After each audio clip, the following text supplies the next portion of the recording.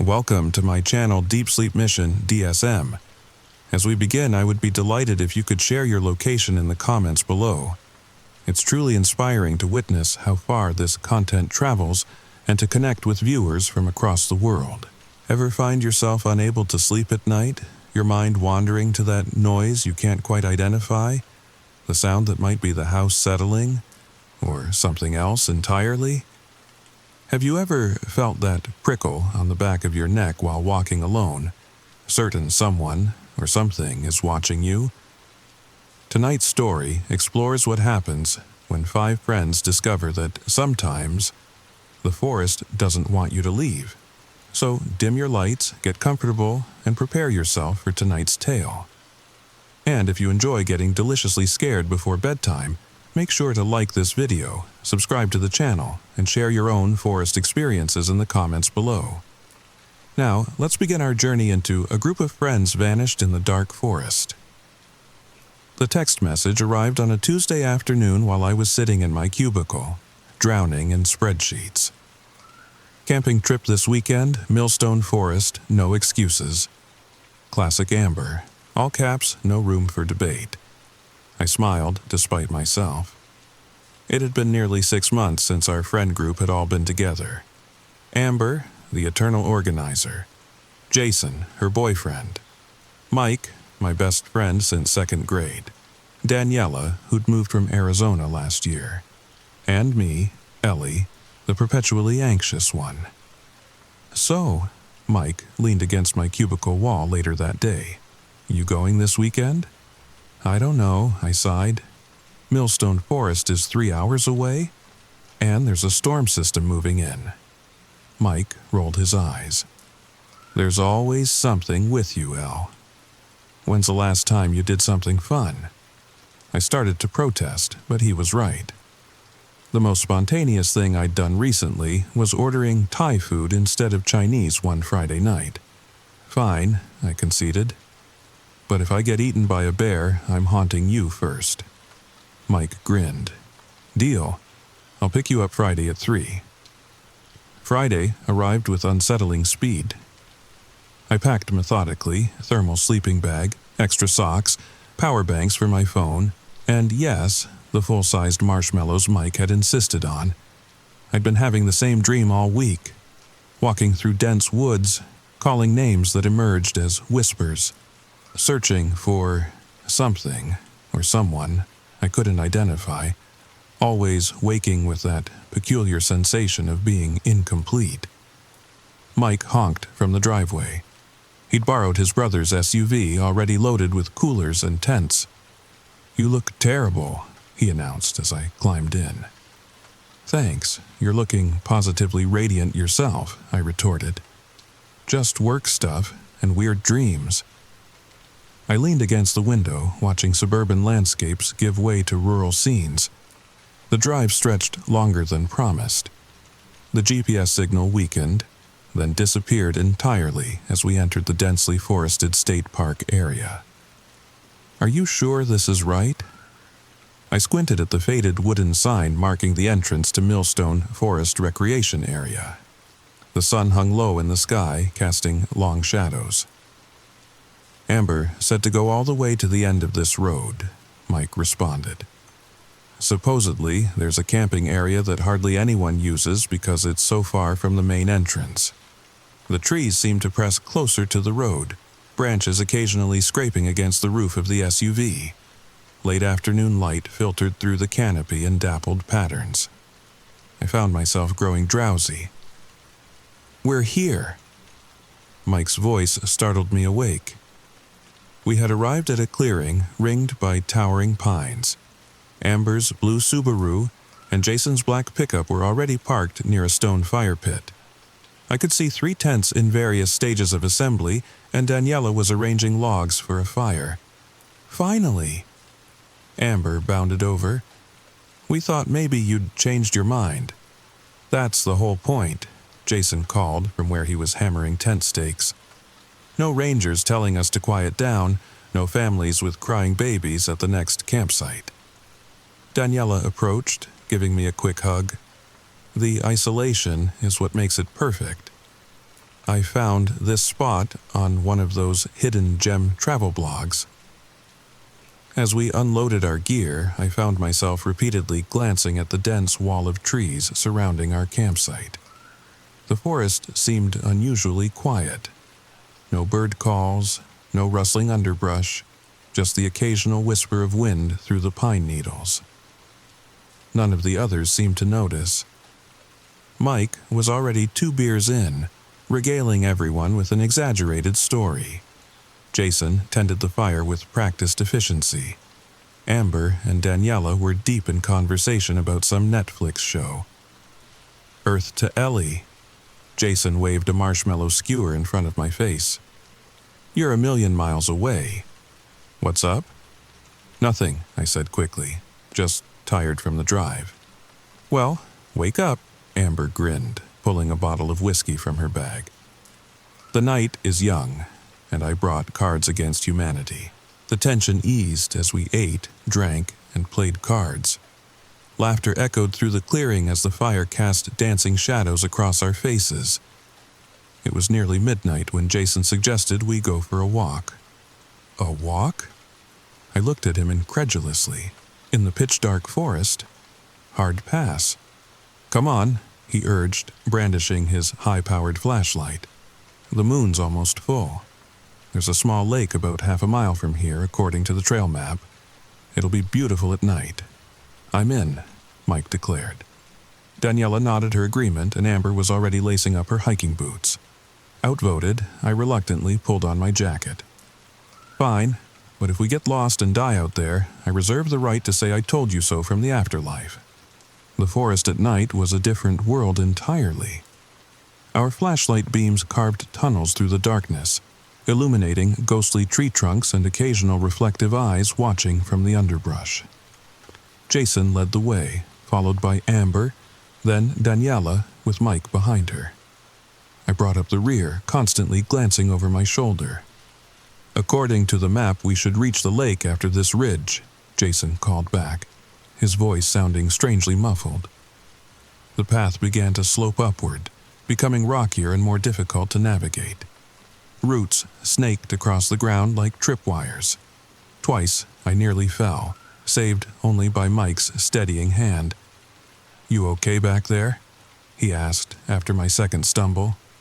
Yeah, I mumbled, though I wasn't. With every step deeper into the forest, my sense of wrongness intensified. The air felt too thick, too still. The normal night sounds were conspicuously absent. We crested the ridge, and there below us lay the lake, a perfect black mirror reflecting the star-strewn sky. In daylight, it would have been beautiful. In darkness, it looked bottomless, a void cut into the earth. Whoa, Amber breathed. That's incredible. Jason directed his flashlight toward a small wooden dock extending into the water. Let's go down. The descent was steeper than the climb, forcing us to half-slide down the leaf-covered slope. I'm going in, Mike announced, already toeing off his shoes. What? No. I grabbed his arm. It's got to be freezing, and we don't know how deep it is. Live a little, Ellie. He laughed, shaking free of my grip. Jason, you coming? Before I could protest further, both men had stripped down to their boxers and were racing toward the dock. Amber whooped encouragement as they leapt together, breaking the perfect mirror of the lake with twin splashes. Only Daniela remained with me on the shore, hugging herself against the night chill. Aren't you going in? I asked her. She shook her head. I'm not a strong swimmer. Plus, something feels off about this place. My attention snapped fully to her. You feel it too? She nodded slowly, eyes on our friends splashing in the darkness. Since we first arrived at the campsite, like we're being observed, but not by anything human. A shiver ran through me that had nothing to do with the cool night air. I was about to respond when Mike called from the water. Ellie, Daniela, stop being boring and get in here. From the middle of the lake, The forest that encircled us looked like a solid wall of darkness, impenetrable and ancient. The longer I stared, the more certain I became that something stared back.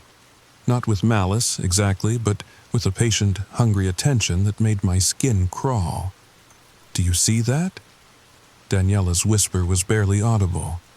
"See what?" I followed her gaze to the far shore.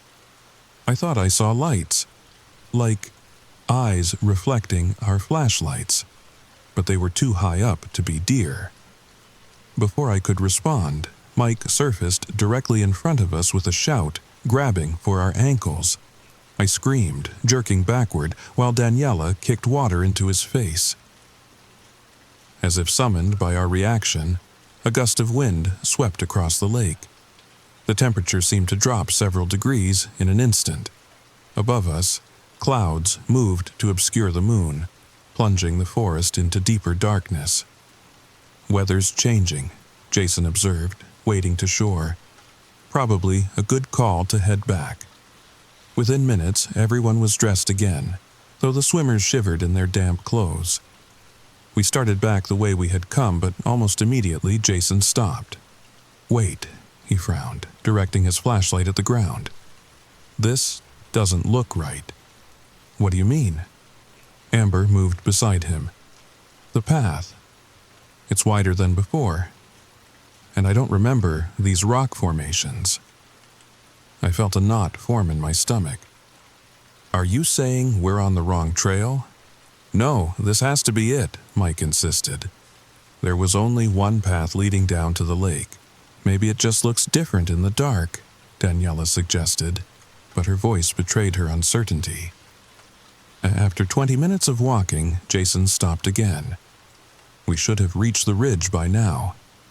"I think we're going in circles," Daniela said quietly. "Look." She pointed to a distinctive fallen log beside the path.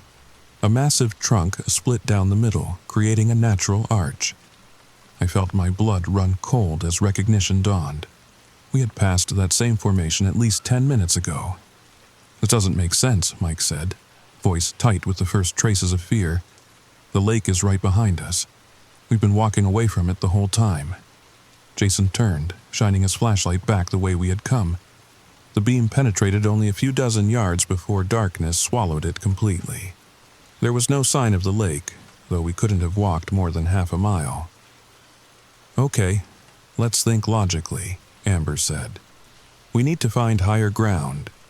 If we can get above the tree line, we might be able to spot our campfire."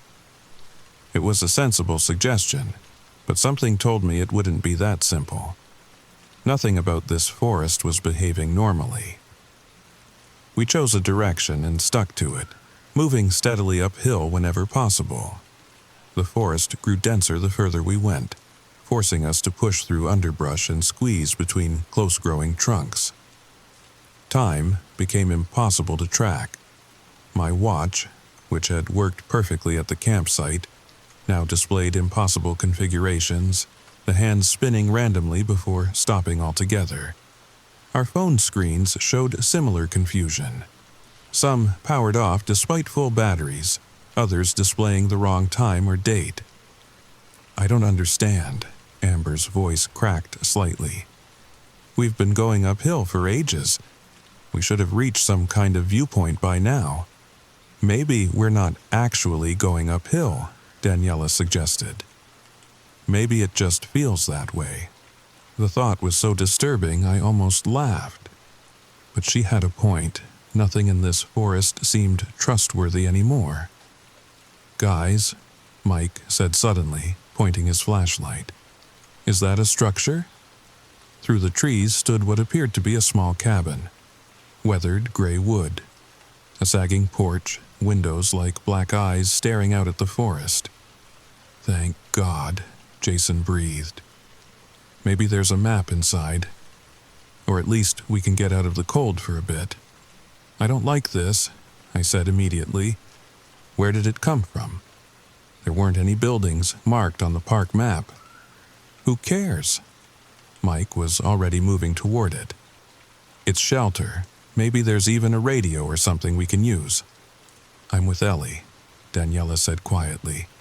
It feels wrong. Everything about this situation feels wrong, Amber countered. But we need to rest. Outvoted again, Daniela and I followed the others toward the cabin. The closer we got, the older it appeared, the roof partially collapsed on one side, boards missing from the walls. Yet the door stood perfectly intact, its dark wood unblemished by time or weather. Jason reached it first, testing the handle. It's unlocked. The door swung open with unexpected ease. Our flashlight beam swept across the interior. A single room with a stone fireplace, a small table with 2 chairs, a narrow bed in the corner covered with a faded quilt. Everything layered in dust except, strangely, the floor, which showed recent footprints crossing from the door to the fireplace and back. Someone's been here, I whispered, pointing to the tracks. Probably hikers seeking shelter just like us, Jason reasoned, but he didn't sound convinced. Mike managed to get a small fire started using kindling stacked neatly beside the fireplace. The flames cast dancing shadows across the cabin walls, giving momentary life to the dust and cobwebs. We should try to get some sleep, Jason finally said. Take turns keeping watch. I'll go first. Watch for what? Mike asked, but his attempt at lightness fell flat. Whatever made those footprints, Daniela murmured. We arranged ourselves on the hard wooden floor, none of us willing to touch the bed with its mysteriously unstained quilt. Exhaustion overcame fear, and one by one, everyone except Jason succumbed to uneasy sleep. I dreamed of walking through the forest again, calling names that emerged as whispers. But this time I wasn't alone. 4 shadows moved ahead of me, always just out of reach. I called to them, but my voice made no sound. The shadows elongated, stretched, became part of the darkness between the trees, and all around us, watching from the spaces between trunks, countless pairs of eyes, patient, hungry, waiting. I woke with a strangled gasp to find early morning light filtering through the cabin's dirty windows. Everyone else was already awake, gathered near the door, speaking in hushed tones. What's going on? I asked, sitting up stiffly. They turned to me with expressions that sent ice through my veins. Jason's gone, Amber said, her face pale. I woke up for my watch around 4 a.m., but he wasn't here. I figured maybe he stepped outside briefly, but... Her voice trailed off. His flashlight and backpack are still here, Mike added. Why would he leave without them? The door was locked from the inside when I woke up, Daniela said quietly. We had to unlock it to look outside. There are no other exits. The windows are all intact except that small one in the back, and it's too narrow for anyone to fit through. I struggled to process this information. That's impossible. He can't have just vanished. But even as I said it, I knew we had moved beyond the realm of the possible.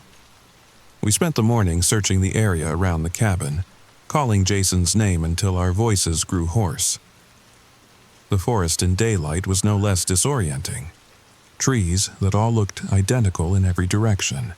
No distinctive landmarks, no sign of paths or trails. Most disturbing of all was the complete absence of wildlife. No birds, no squirrels, not even insects. The forest stood silent except for the sounds we made ourselves. This makes no sense, Amber repeated, her earlier composure cracking. People don't just disappear. What explanation makes sense here, Amber? Mike snapped, patience finally wearing thin. Stop it, I intervened. Fighting won't help us find Jason or get out of here, Daniela spoke up. I think we need to accept that whatever is happening isn't normal. This forest, that cabin, none of it is behaving according to natural laws. If we're going to survive, we need to stop looking for logical explanations. Her words hung in the air, giving voice to the fear we'd all been avoiding. We need to leave, I said finally. grab our stuff from the cabin and pick a direction. Keep walking until we find a road, another person, anything. No one argued. We returned to the cabin, hastily gathering our limited supplies. As we stepped outside, Daniela stopped suddenly.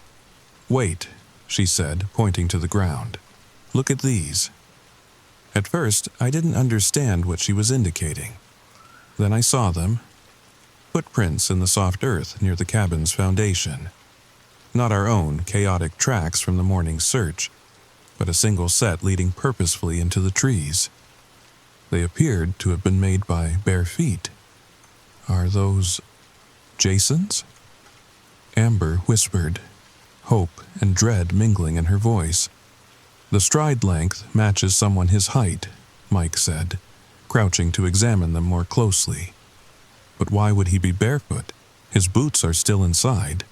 We have to follow them. What if it's a trap?" Daniela voiced the fear we were all feeling. "What if it's not?" I countered. "What if Jason is hurt? We can't just abandon him." The footprints led us deeper into the forest, never faltering or hesitating, moving in an unnervingly straight line regardless of obstacles. Where fallen trees or dense underbrush should have forced a detour, the prints simply continued on the other side as if their maker had passed through solid matter.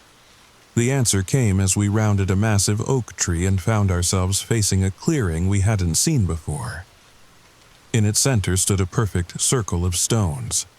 And in the middle of that circle, Jason's boots, placed neatly side by side as if waiting for their owner to step into them. "Jason?"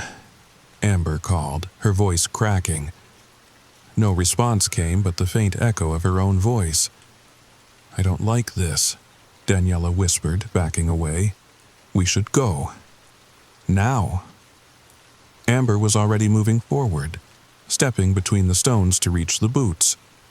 These are definitely his. Why would he leave them here like this? The moment her fingers touched the leather, a change swept through the clearing. The air grew suddenly colder, heavy with moisture. The dim daylight dimmed further, as if something was absorbing it. And from the trees surrounding us came a soft sound, not quite a whisper, not quite a sigh, but something in between. Amber froze. "Did you hear that?" Before any of us could respond, Mike grabbed his head with both hands, face contorted in pain. "Something's wrong. I can hear voices. Too many voices." He staggered, then dropped to his knees. Daniela rushed to him, but before she could reach his side, he looked up with an expression of pure terror. "They're inside my head," he gasped. "They want—" Then his face went slack, all emotion draining away. He stood with unnatural smoothness, like a puppet pulled by strings. When he spoke again, his voice had changed. Deeper, resonant, with an accent I couldn't place. "You shouldn't have come here," he said, though his lips barely moved. "This forest has been waiting for so long. Mike?" I took a step toward him, but Daniela held me back. "That's not Mike," she whispered. "Not anymore." Amber backed away from the stone circle, still clutching Jason's boots. "What's happening? Mike, snap out of it." He turned to her, movements jerky and wrong. "Mike is with Jason now. They're part of the forest, as you will be, as all visitors must be." His hand extended toward Amber, fingers splayed at impossible angles. "The forest has been so hungry, so patient." What happened next occurred with terrifying speed. The ground beneath Amber's feet seemed to liquefy. She sank ankle-deep, then knee-deep in seconds, a scream tearing from her throat. The boots tumbled from her grasp as she clawed desperately at the earth, trying to pull herself free. "Help me!" she shrieked. "Something's pulling me down." Daniela and I lunged forward together, each grabbing one of Amber's arms. We pulled with all our strength, but it was like trying to free her from cement rapidly hardening around her legs. "Run," she gasped, looking at me and Daniela. "Get out of here. It's too late for me." Even as we struggled, the ground around our own feet began to soften, to pull downward. We were all being consumed, just at different rates. With a final surge of desperate strength, I released Amber and tackled Daniela, rolling us both away from the rapidly spreading area of liquefied earth. We tumbled to solid ground several yards away. When I found the courage to look back, Amber was chest deep, no longer struggling. Her expression had changed to one of eerie calm, almost peaceful, the same empty look that had overtaken Mike. "It doesn't hurt," she said softly. "The forest, it shows you things. Beautiful things. Come join us, Ellie. Daniela, it's where we belong now." Behind her, Mike remained motionless, watching. And from the trees around the clearing, shadows began to detach themselves. Human-shaped, but wrong somehow, too tall, too fluid. They moved toward us with purpose. "We have to go," I whispered to Daniela, pulling her to her feet. "Now." She nodded, tears still streaming down her face. Without looking back, we ran. The forest seemed to fight us at every step, branches reaching down to claw at our faces, roots rising to trip us, the ground itself becoming treacherous underfoot. Behind us, I could hear movement. Not footsteps exactly, but a slithering, rushing sound like thousands of leaves being dragged across the forest floor. And then, as if summoned by our desperation, we broke through a line of trees, and there it stood. The cabin, exactly as we had left it. It made no sense. We had followed the footprints for at least an hour in one direction. We had run for what felt like miles. There was no way we could have circled back to it. Yet, there it was, and the sounds of pursuit were growing closer. "Inside," I urged, pulling Daniela toward the structure. We stumbled through the doorway, slamming the door behind us and dropping the heavy wooden bar into place across it. The cabin's interior had changed. The dust and cobwebs were gone. The collapsed section of roof had been repaired. The fireplace contained a crackling fire, though we had doused it before leaving. And most disturbingly, the previously empty walls now held framed photographs, dozens of them. Each showed the same 5 people, our group, smiling at the camera in various outdoor settings. In each successive picture, one of us appeared more faded, more transparent, while the trees in the background grew more prominent, more alive. A soft scratching came from the door, gentle, almost tentative, like fingernails lightly dragging across wood. "They're here," I whispered. "What do we do now?" Daniela stared into the fireplace flames. "I don't think we can escape this, Ellie. I think the forest has been leading us here from the beginning." The scratching intensified, now accompanied by voices, familiar voices calling our names. "Ellie? Daniela, let us in. We're all together now. It's beautiful here. You'll understand when you join us." I moved toward the window, but stopped as I saw what waited outside. The forest had drawn closer to the cabin, trees that had been yards away now pressing against the walls. And among them stood figures, not quite human, not quite plant. I recognized Amber's blonde hair, now threaded with leaves. Jason's broad shoulders, twisted and elongated. Mike's distinctive profile, though his skin now had the texture of weathered bark. They surrounded the cabin completely, waiting. "There's no way out," Daniela said softly. "The forest doesn't want visitors. It wants new growth." The scratching at the door changed to gentle knocking. "Please let us in, Ellie. Daniela. It's so much better when you don't fight it." I turned back to Daniela, expecting to find the same fear I felt. Instead, her expression had softened. "What if they're telling the truth?" she asked quietly. "What if it is better?" "Daniela, no," I grabbed her shoulders. "That's not them talking. That's whatever took them." She met my eyes,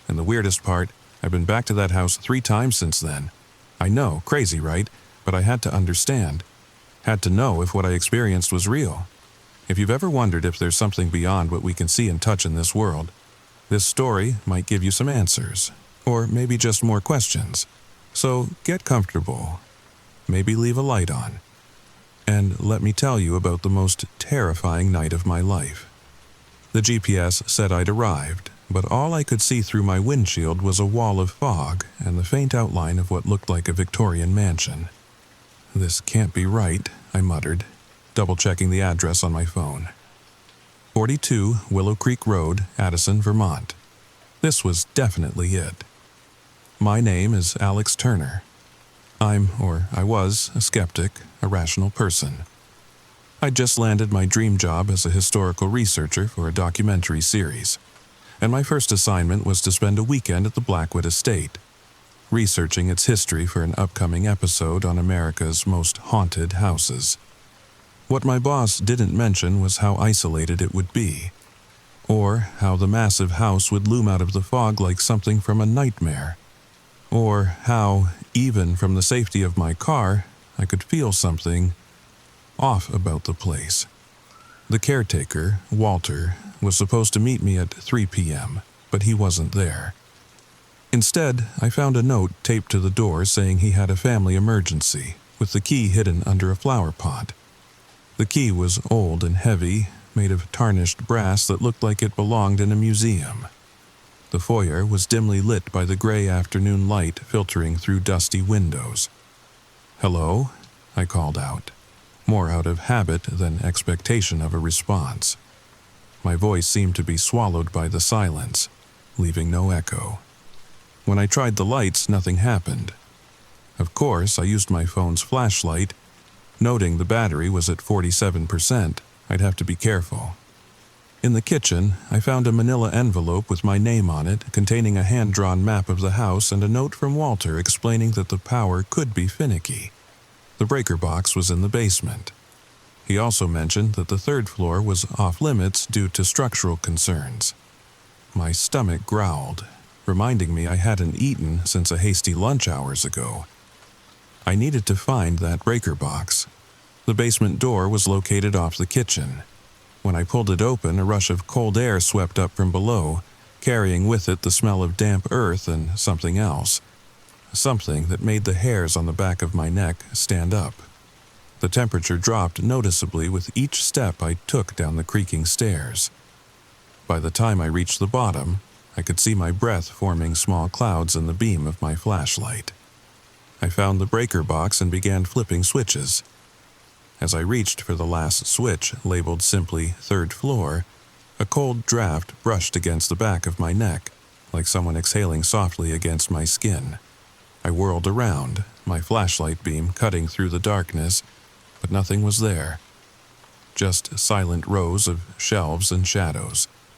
As I put my foot on the first step to leave, I heard it. Soft humming.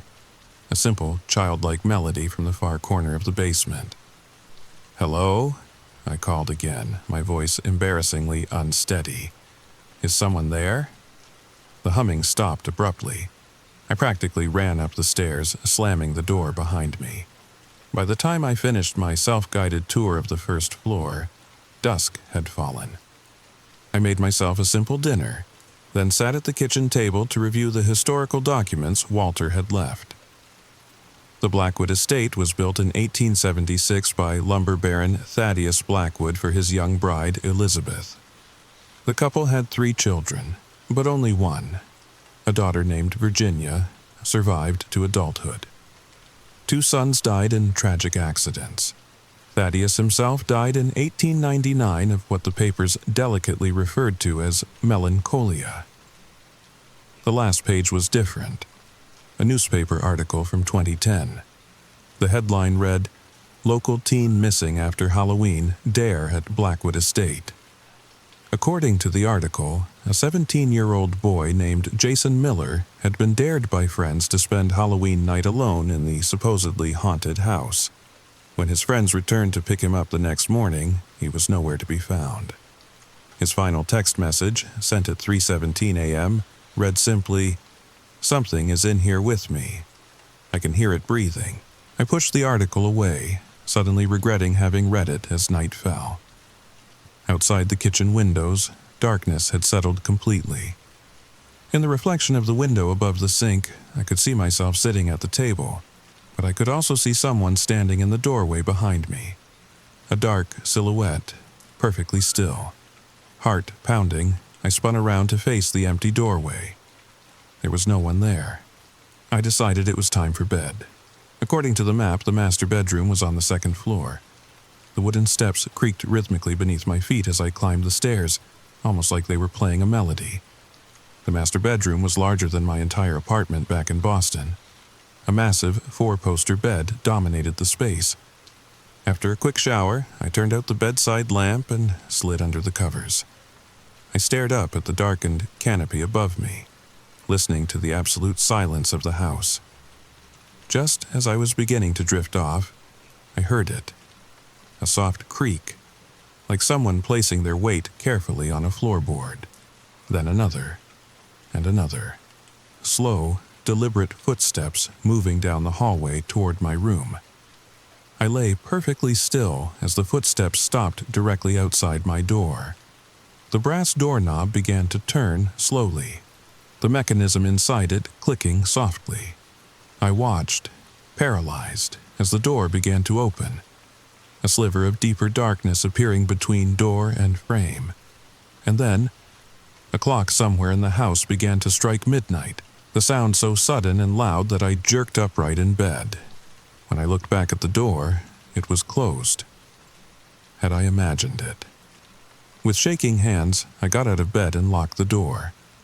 I was about to turn away when I noticed something on the floor, a small dark spot that I hadn't seen before. It was wet, too dark and viscous to be water. I climbed back into bed but left the lamp on. Sleep felt very far away now.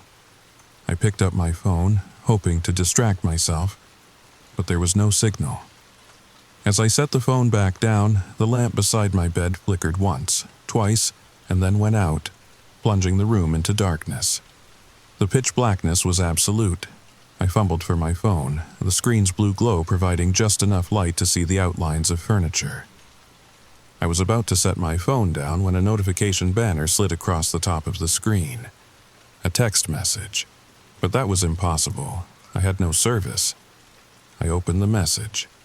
It was from an unknown number. Don't go to sleep. As I stared at it, another one appeared. It comes at 3:17. Before I could decide what to do, a third message appeared. Look under the bed.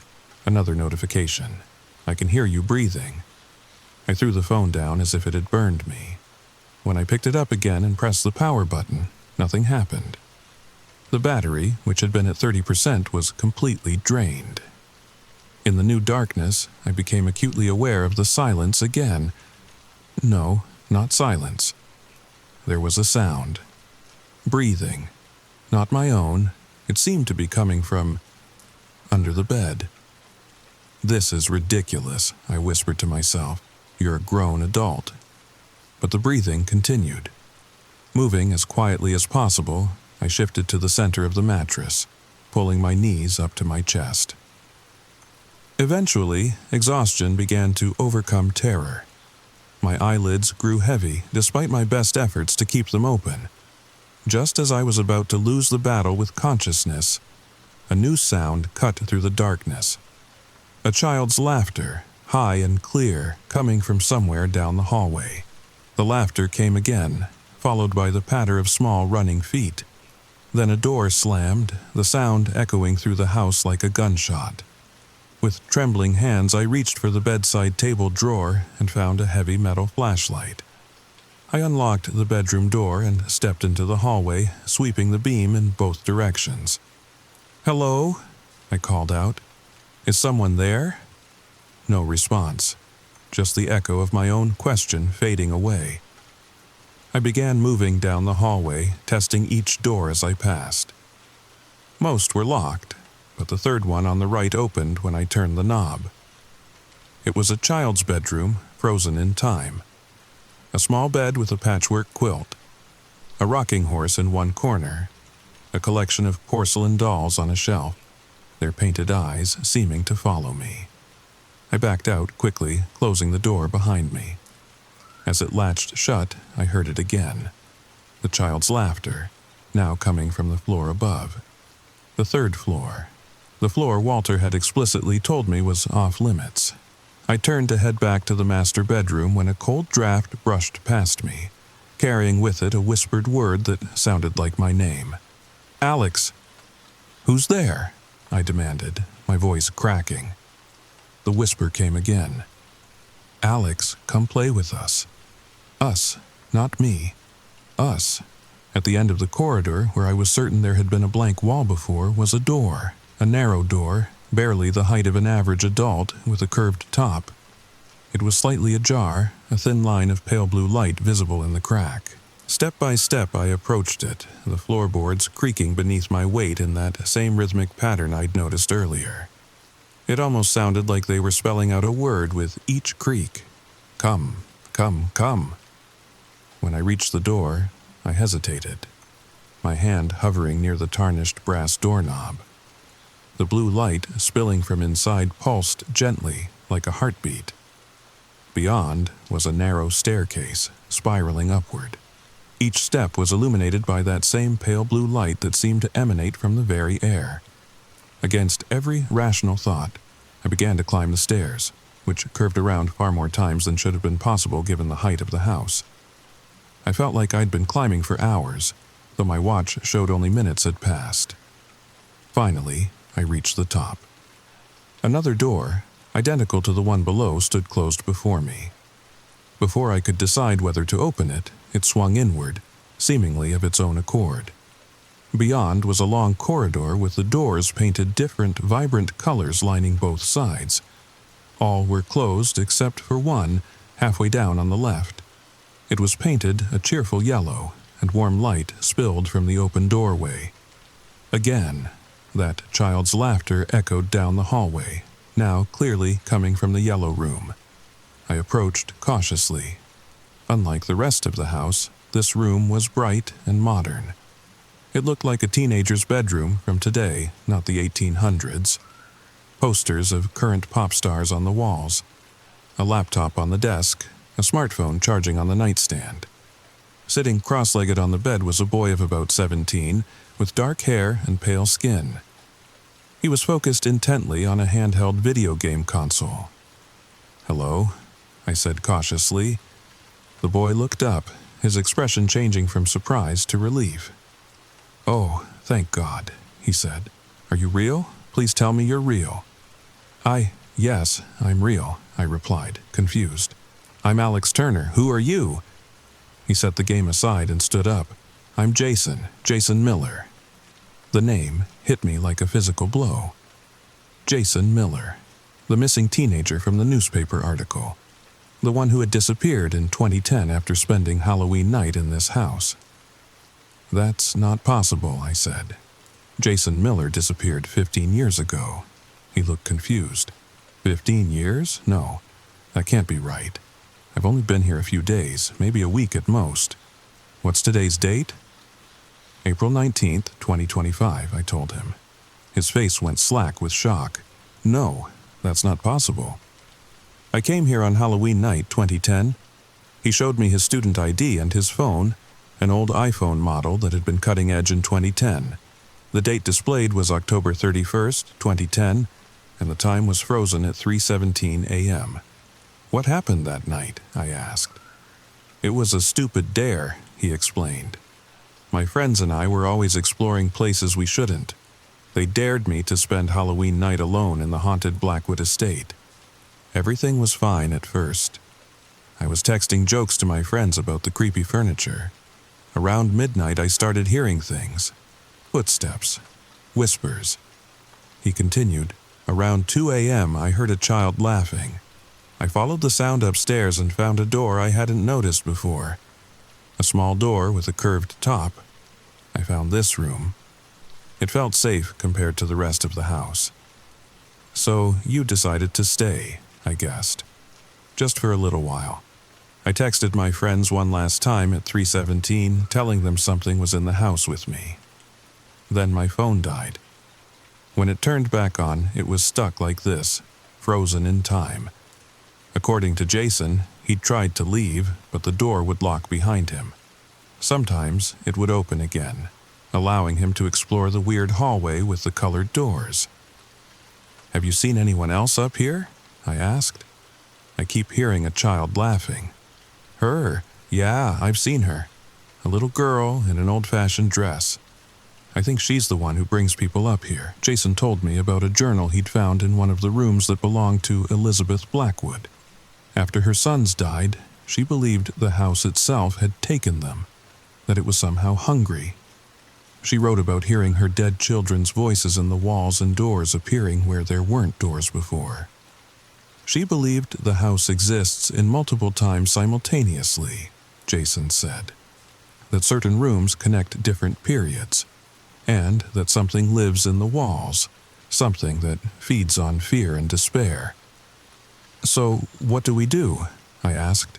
"How do we get out of here?" "I don't know," Jason admitted.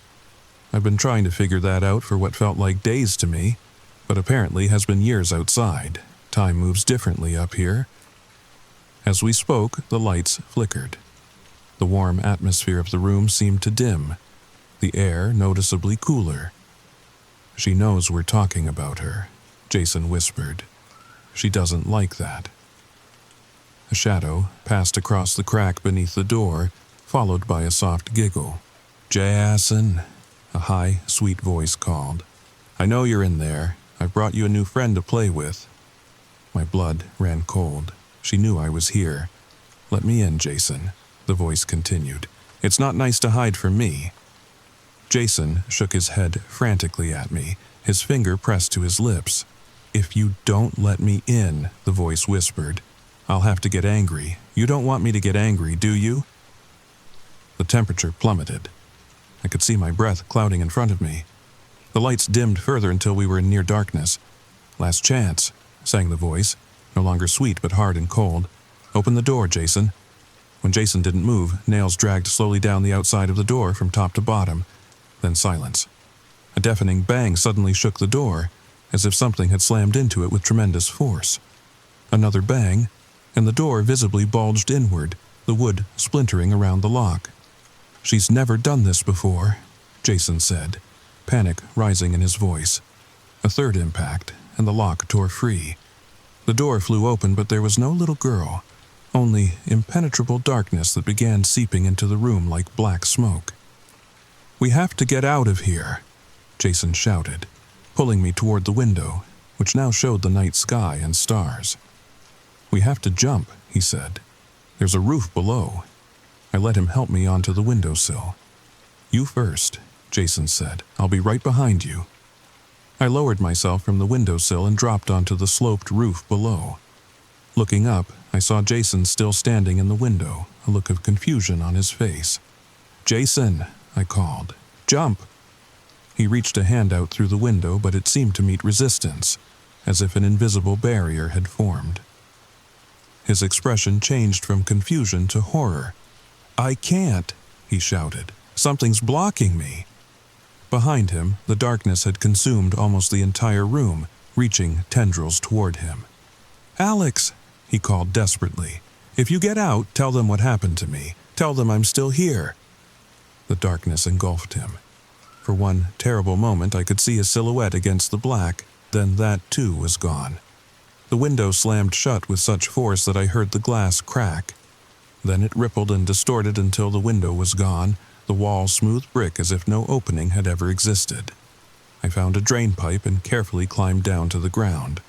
My car was still in the driveway, but my keys were in my overnight bag in the bedroom. I couldn't go back in there, not tonight. I pulled out my phone and was surprised to see it had power again, 30%, just as before.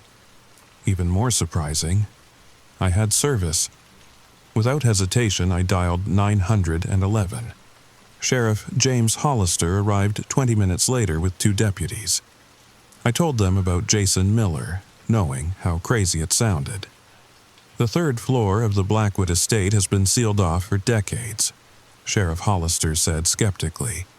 No one could be up there. Despite his doubts, the sheriff and a deputy searched the house. They found no sign of anyone inside and no small door with a curved top. Old houses can play tricks on the mind, the sheriff said gently. I tried to show them the text messages I'd received, but they were gone from my phone. The next morning, Sheriff Hollister knocked on my motel room door. After our conversation, I got curious, he said, showing me the case file on Jason Miller. The photograph matched exactly the boy I'd spoken to. The transcript of his final text message was identical to what he'd told me. Something is in here with me. I can hear it breathing. The really odd thing, the sheriff continued, is that when we examined Jason's phone records, there were no outgoing messages after 11:42 p.m. The texts his friends showed us couldn't be verified through the cellular provider. It was as if they had appeared on their phones without being sent. He showed me a yellowed newspaper clipping from 1924 about Elizabeth Blackwood's death. Her daughter, Virginia, had claimed the house had called her mother home. 3 months later, Virginia was committed to an asylum, insisting that her mother wasn't dead but trapped in the house, along with her brothers. I'm not saying I believe in supernatural nonsense, the sheriff said. But the Blackwood estate has a long history of strange occurrences that have never been explained. I returned to the house one last time, weeks later. In daylight, it seemed almost charming. I searched for the small door but found only solid wall. Walter confirmed there was no such door, though he admitted in a whisper, "Sometimes I hear children laughing, and I know I'm alone in the house." As I was leaving, I noticed something on the entry hall table that hadn't been there before. A small, tarnished music box. The same music box from Jason's room. With trembling fingers, I opened it. A simple melody began to play. The tune the child had been humming. Inside the lid, scratched into the metal, was a message. "Don't forget about me." I've kept the music box locked away. I never returned to the Blackwood estate. I quit my job, unable to explain what had happened. But I haven't forgotten Jason Miller. I've been researching cases of missing persons connected to old houses around the country, finding dozens with similarities to Jason's disappearance. People who vanished without a trace after reporting strange phenomena. I don't know if there are other houses like the Blackwood estate out there. Places that exist partially outside normal reality. Places that can trap people between moments, feeding on their fear. But I do know this: if you ever find yourself alone in an old house, and you hear a child's laughter when there should be no children, if you discover a door that wasn't there before, if the silence feels like it's listening to you, get out. Get out immediately. And don't look back, because sometimes the monsters aren't hiding under your bed or in your closet. Sometimes the monster is the house itself. And it's always, always hungry for more. So now I have a question for you. Have you ever felt like a building was watching you? Have you ever heard unexplainable sounds in your home at night? Share your experiences in the comments below. And if this story kept you on the edge of your seat, make sure to like, share, and subscribe for more tales that will keep you up at night. There are so many more stories out there waiting to be told. Some of them might even be about places you know. Sleep tight tonight. And maybe check under your bed before you turn out the lights. Just to be sure. Story number 3. Hey there, fellow night owls and curious minds. Before I dive into this story, I need to warn you.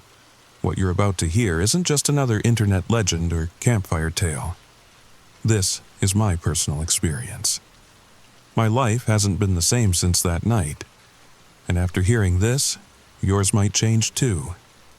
If you've ever stood before a bathroom mirror in the dark, candle flickering, wondering if you should say that name 3 times, this story is especially for you, because I learned the hard way that some legends exist for a reason. Some warnings should be heeded. But first, if you want to hear more stories like this one, make sure you hit that subscribe button and ring that notification bell. And if you've had your own strange encounters with mirrors or urban legends, drop them in the comments below. I read every single one, and honestly, after what happened to me, I need to know I'm not alone in this. Now, let's begin my story. It started on a perfectly ordinary Friday in October, in my small apartment in Burlington, Vermont. The kind of crisp fall evening where the maple trees outside my window had turned brilliant shades of orange and red, and the air smelled like wood smoke and approaching winter. I had just moved there for my master's program in folklore studies at the university. Being new to town, I didn't have many friends yet, which is probably why I was spending my Friday night alone, scrolling through research papers instead of at some bar on Church Street like most of my classmates. My thesis topic was the psychological foundations of modern urban legends. Pretty standard academic stuff. I was particularly interested in mirror-based folklore. Bloody Mary, of course, being the most famous example. We've all heard some version of it growing up, right? Say her name 3 times in front of a mirror at midnight, and she appears. Sometimes to scratch your eyes out, sometimes to pull you into the mirror, sometimes just to whisper terrible secrets. The details vary from playground to playground across America, but the core elements remain the same. 3 calls, a mirror, darkness, and something unnatural emerging from the other side. That night, I was deep in a research rabbit hole, reading obscure academic journals and forum posts from people claiming to have tried the ritual. Most accounts were clearly embellished or outright fabricated for internet points. But then I found something different. It was buried in the digital archives of a small historical society in southern Massachusetts. A collection of personal diaries from a woman named Mary Worthington who lived in the 1800s. The records indicated she died under mysterious circumstances, her face disfigured, found in front of a mirror. What caught my attention was how the local children, decades after her death, began reporting sightings of a bloody-faced woman in windows and mirrors around town. The Historical Society had digitized only portions of the diary, but noted that the complete collection was stored in their physical archives. And here's the thing about being a folklore graduate student with no social life. A 4-hour drive for primary source material seemed like a perfectly reasonable way to spend a Saturday. So, the next morning, I packed an overnight bag, jumped in my beat-up Honda Civic, and headed south. The drive through New England in October should have been beautiful. But heavy rain clouds had rolled in, casting everything in a gloomy gray light that matched my increasingly unsettled mood. I kept thinking about something specific I had read in Mary's partial diary entry. They watch from behind the glass, always waiting, always hungry for connection. Never speak their names, for names are invitations. By mid-afternoon, I reached the small coastal town where the Historical Society was located. It was one of those picture-perfect New England settlements that tourists love. White church steeple, colonial architecture, small cafes with punny names. But under the heavy gray sky, it felt oddly desolate, almost abandoned. The Historical Society was housed in an old Victorian mansion on the edge of town. As I parked, I noticed there were no other cars in the lot. I checked my phone. It was definitely supposed to be open until 5 o'clock, and it was only 3:30. I grabbed my research bag and hurried through the rain to the front entrance. The door creaked as I pushed it open. "Hello?" My voice echoed through the dim foyer. No response. "Is anyone here?" Still nothing. I was about to leave when an elderly woman appeared from a back room. Her sudden appearance made me jump. "I'm sorry, dear, we don't get many visitors, especially on days like this." Her smile seemed genuine, but something about her pale blue eyes made me uneasy. They didn't quite focus on me. "I called yesterday about the Worthington diaries," I explained. "I'm doing research on local folklore connected to her death." The woman's smile faltered for just a moment. "Yes, of course, the Worthington materials. Not many people ask for those." follow me to the archive room. She led me down a narrow hallway lined with portraits of stern-faced town founders. I could have sworn one of the portraits, a woman in black Victorian dress, turned its head slightly as we passed, but that was impossible. Just a trick of the old electric lights flickering above us. The archive room was small and windowless, lined with metal shelving units filled with acid-free boxes. The air smelled of old paper and something else, something metallic like copper or blood. The Worthington materials are in that cabinet. The woman pointed to an antique wooden filing cabinet in the corner. I have some cataloging to finish upstairs. Just ring the bell on the desk if you need anything. And with that, she left, closing the door behind her with a soft click. I stood alone in the small room, suddenly aware of how quiet it was. No building noises, no sounds from outside. Not even the rain that had been pounding down just minutes ago. Just total, complete silence. I shook off my unease and focused on the task at hand. The cabinet drawer squeaked as I pulled it open, revealing several folders and a small box. The first folder contained standard biographical information. Mary Worthington, born 1821, died 1852 at the age of 31. Unmarried, no children. Lived alone after her parents passed. Cause of death listed as misadventure, a vague term often used when details were too unpleasant for public record.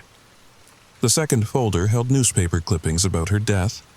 According to the local paper, she was found in her bedroom, in front of her vanity mirror. Her face had been... The description was graphic, but essentially her eyes had been gouged out, and deep cuts marked her face. The article suggested she had done it herself in a fit of madness, but offered no explanation for why. The third folder was what I had come for, her personal diaries. As I opened it, a small yellowed photograph fluttered to the floor. I picked it up and found myself staring at Mary Worthington.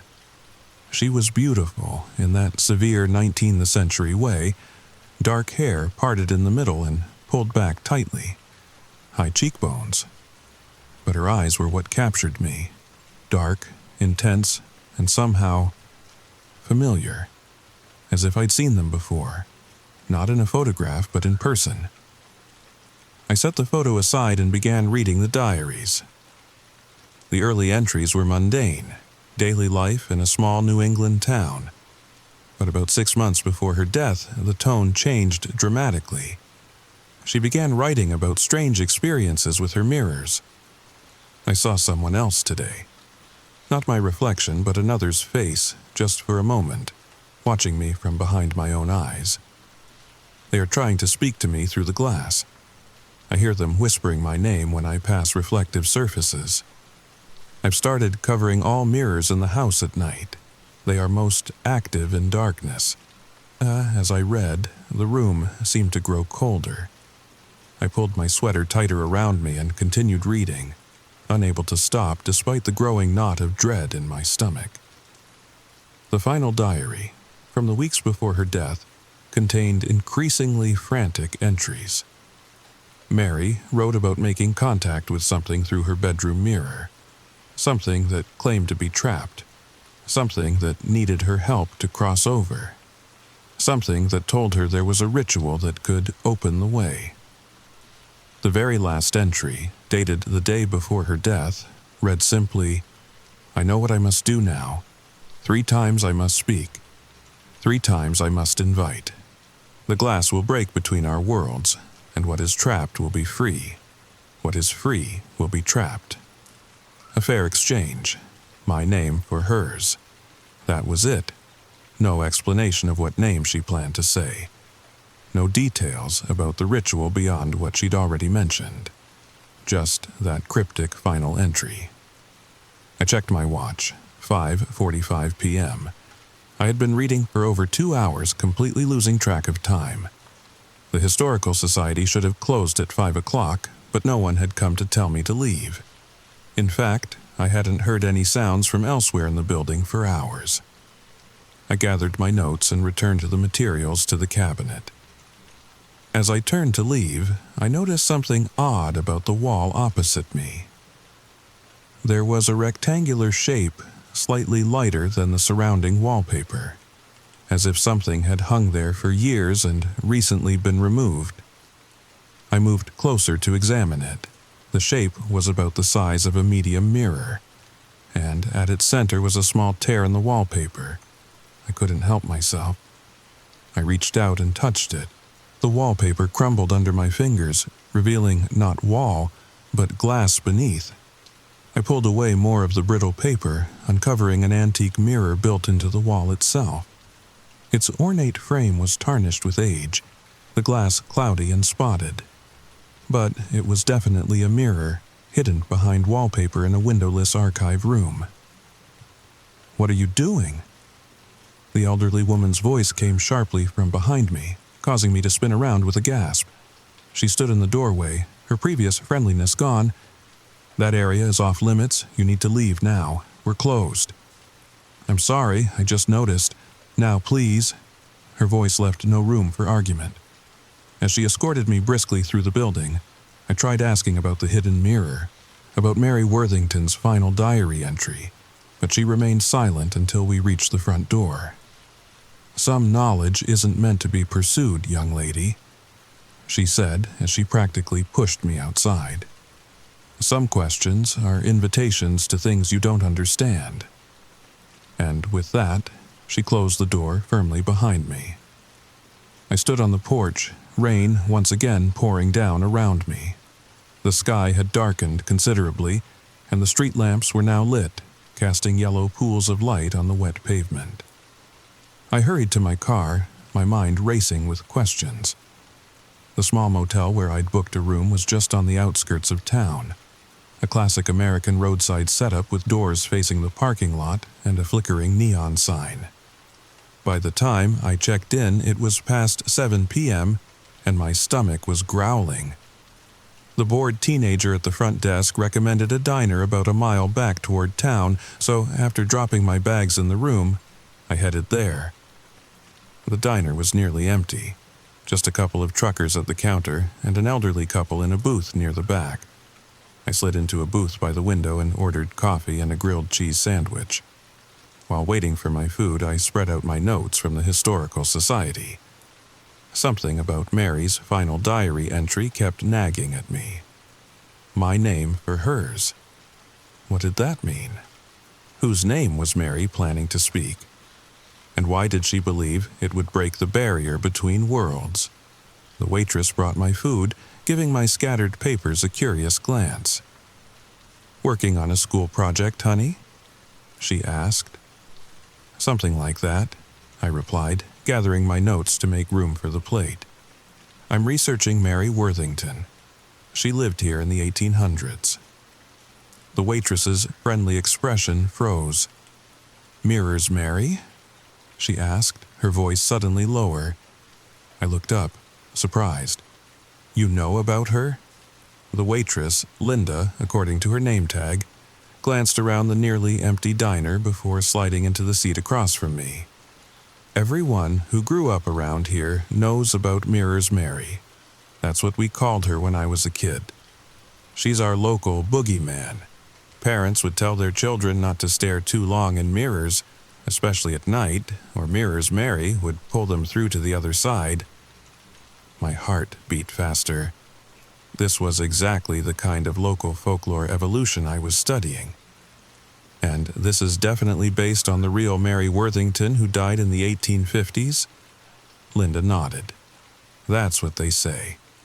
Story goes that she did some kind of ritual with a mirror and, well, something went wrong. Real wrong. She died, but part of her got trapped in the mirrors. All mirrors. And now she's always looking for a way out, looking for someone to take her place." "Did you ever try to summon her?" I asked. "You know, like Bloody Mary?" Linda looked at me like I was crazy. "No one around here would dare. That's something kids in other places do because it's just a game to them. Here, we know better." She stood up abruptly. "I've said too much already. Enjoy your sandwich, honey." As she walked away, I noticed the elderly couple in the back booth staring at me. When our eyes met, they quickly looked down at their food. I finished my meal quickly, suddenly uncomfortable with the atmosphere in the diner. Back in my motel room, I couldn't stop thinking about what Linda had said. The local version of the legend seemed to suggest that Mary Worthington was the original Bloody Mary, that somehow her death had created the very urban legend I was studying. I took a shower, hoping the hot water would help clear my thoughts. The bathroom was small and dated, with yellowing linoleum and a shower curtain that had seen better days. The mirror above the sink was spotted with age. As I wiped away the steam after my shower, I found myself staring at my reflection, wondering about Mary. What if I tried it? Just as a research experiment, of course. I was a folklore scholar, after all. I should experience the ritual I was studying. It would make my thesis more authentic. The rational part of my brain knew this was ridiculous. But something else, something deeper, was curious, almost compelled. I turned off the bathroom light, leaving only the faint glow from the bedroom lamp filtering in through the partially open door. I could barely see my outline in the mirror. My heart pounded in my chest as I leaned closer to the glass. "Mary Worthington," I whispered, feeling both foolish and terrified at the same time. "Mary Worthington." My voice was steadier now, my eyes straining to see any change in the darkened mirror. I took a deep breath, ready to say the name a third time. The bathroom door slammed shut, plunging me into total darkness. I screamed, fumbling for the light switch. The light flickered on, revealing nothing but my own terrified face in the mirror. The door must have been caught by a draft, I told myself. Just a coincidence. Yet my hands were shaking so badly I could barely brush my teeth. I left the bathroom light on when I went to bed that night. Childish, perhaps, but I couldn't bring myself to turn it off. Despite my exhaustion, sleep eluded me. Every time I started to drift off, I'd jerk awake, convinced I'd heard someone whispering my name. Around 3 a.m., I finally fell into a restless sleep and dreamed of Mary Worthington. In the dream, I was standing in a Victorian bedroom. A woman sat at a vanity table, her back to me, brushing her long dark hair. I knew somehow it was Mary, even though I couldn't see her face. As I watched, she set down the brush and leaned toward the mirror. She began to whisper something, a name perhaps, but I couldn't make it out. On the third repetition, the mirror's surface rippled like water, and a pair of hands reached out from the glass. They grabbed Mary's face, pulling her forward. I tried to scream to warn her, but no sound came out. As Mary was dragged toward the mirror, she turned her head slightly, and I saw that her face was mine. I woke with a gasp, heart racing. Pale morning light filtered through the thin motel curtains. I grabbed my phone, 7:13 a.m. I had survived the night, but the dream had left me deeply unsettled. I checked out of the motel within the hour, skipping breakfast in my eagerness to leave that town behind. As I drove north back toward Vermont, I tried to rationalize everything. The hidden mirror in the archive room was strange, yes, but old buildings often had weird architectural features. The waitress's story was just local folklore doing what folklore does, evolving and adapting over time. And my dream was simply my subconscious processing all the creepy material I'd been immersing myself in. By the time I reached my apartment that afternoon, I had almost convinced myself that everything had a logical explanation. Almost. The next few days passed without incident. I threw myself into organizing my research notes and working on my thesis outline. I told myself I was being scholarly and thorough, but truthfully, I was avoiding mirrors. I'd draped a towel over the bathroom mirror and angled my bedroom mirror toward the wall. Just until I got the creepy historical society visit out of my system, I told myself. On Wednesday night, almost 4 days after my trip, I was working late at my desk when my phone buzzed with a text. Unknown number. Did you find what you were looking for in the archives? I stared at the message, a chill running down my spine. I hadn't told anyone exactly where I was going last weekend. I typed back, "Who is this?" 3 dots appeared, then, "Check your bathroom mirror. I left you something." My hands shook as I set down the phone. This had to be a prank. Maybe I'd mentioned my research to someone at the university who was now messing with me. Or perhaps the Historical Society staff had found my contact information from the sign-in sheet. I sat frozen at my desk for several minutes, staring at the dark hallway that led to my bathroom.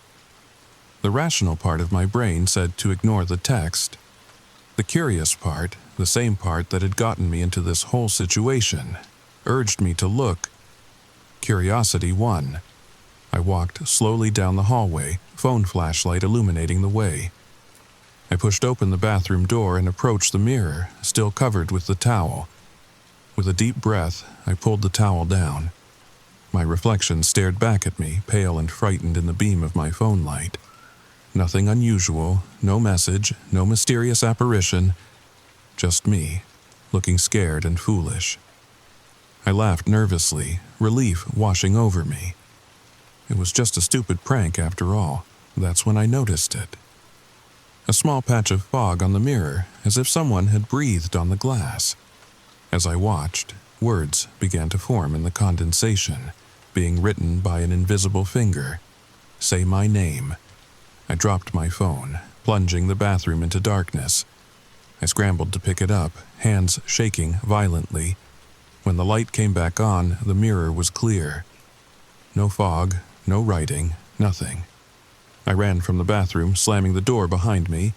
I spent the rest of the night on my couch, lights blazing, too terrified to sleep.